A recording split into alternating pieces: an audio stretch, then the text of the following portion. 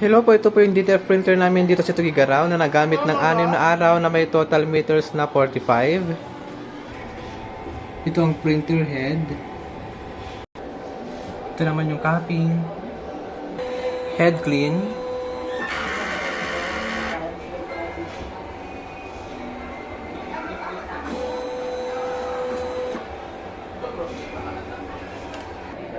Punasan ang wiper after head clean. Nozzle check.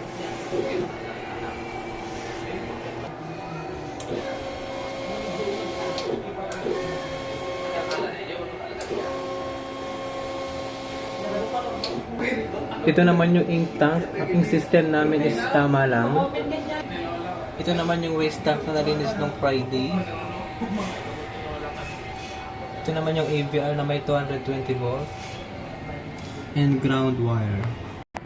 Andito naman yung stock namin ng used ink, unused ink, DTF film, and DTF powder. Ito naman ang records na nagamit sa cyan,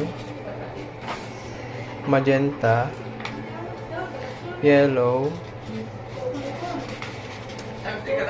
black, powder, white, daily output, and daily checklist.